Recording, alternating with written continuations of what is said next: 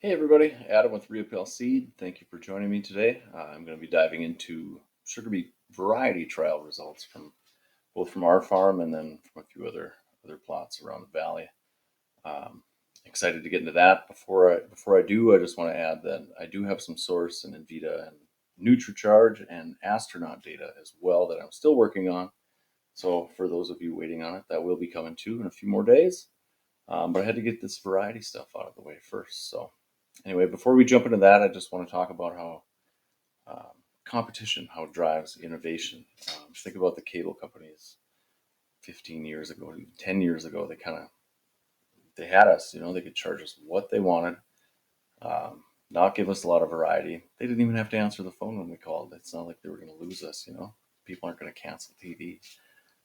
Then came Netflix and streaming, and that changed everything. It gave us a lot of choice. It gave us pretty reasonable prices. Everybody's happy, everything is good. But now Netflix has gotten so big that there's no subscribers left on Earth.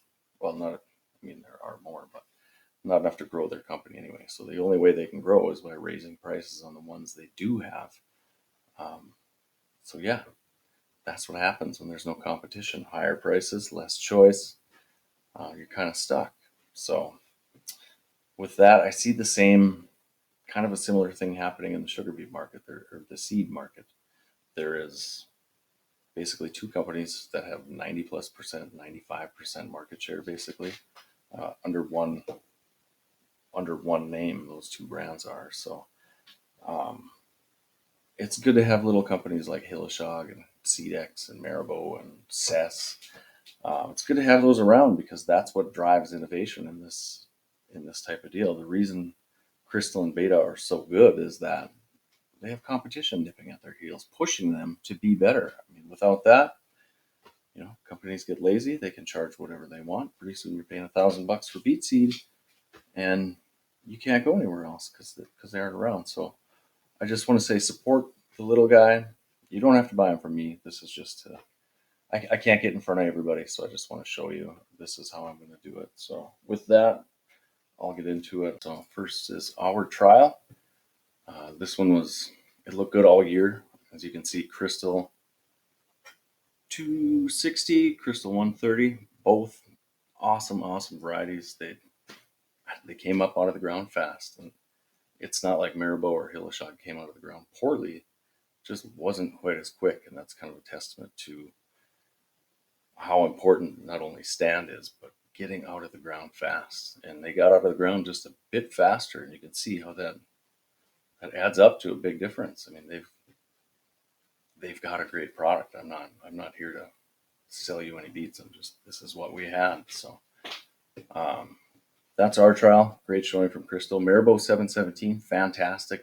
That one was awesome on our farm. We were very happy with that one too. So um, something else to point out is that both those varieties are CR Plus varieties. They do cost a bit more. I think it's 75 or $80 an acre more. So I mean, you do get quite a bit more expensive those varieties, and they're not, as I'll show you a little later in the video, they're not the end all or a cure all to Sir Cosper either. But before we get to that, a couple more trials to look at.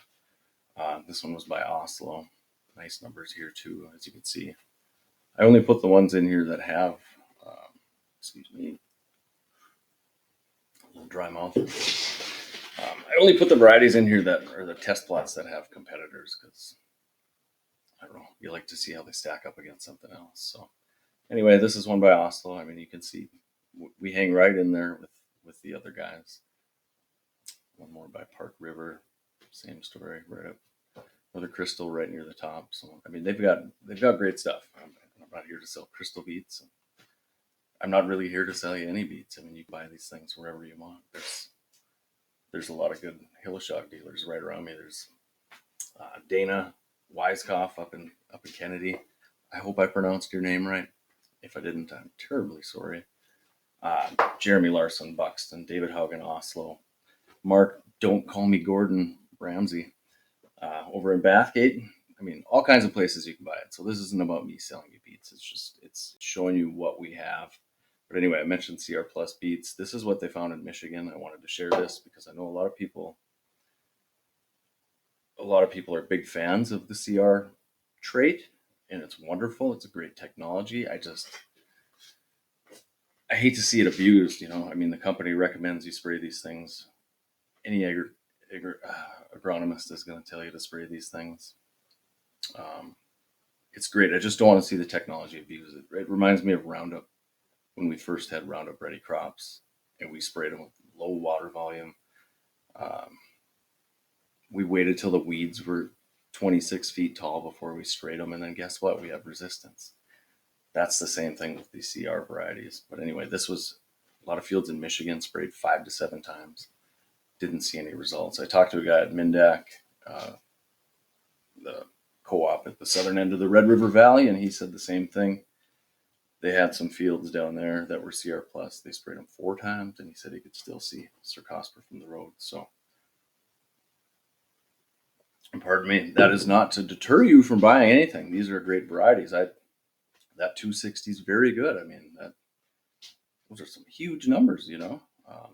But yeah, I just want to point out that you don't always see the real picture in the OVT trials, because the ones doing the OVT trials are also selling the seed. So I just wanted to go through some of what we have, show you what's happening, just some things to think about as you go into the beet seed buying season. I mean, this is on your mind. Guys like to get this stuff. So I wanted to put this out there. It's tough to get in front of everybody. So I figured this was a great way to do it. But as I mentioned, you don't have to buy these things from me. These are great beets. We've been growing them on our farm for, well, I've been here 4 years, and we've had them every year. And I know they grew them before I was here too. So they're, you know, I brought up Maribo when I started selling them to a guy, and he just, whoa, you know, the Cercospora City, you know, and I've been growing them. I haven't. We've been growing them for our second full year, and this year they were our best beets. So these things are worth a look. Like I said, competition drives innovation. If we don't have competition, we don't have innovation. The seed doesn't get any better. It gets more expensive, less choice. I mean, give these small companies a try. I mean, you want to keep them around. You come out if you have any questions, email me, call me. I think my email address was in the beginning here. Happy to help, even if you don't buy them from me. That's totally cool with me. I just want to see guys give them a fair shot. So anyway, that's what I wanted to share. Thanks for watching. Any questions, call me. Don't forget to like and subscribe, please, for more. There will be more stuff coming. Yeah, I think that's all I got today. So thank you very much. Bye for now.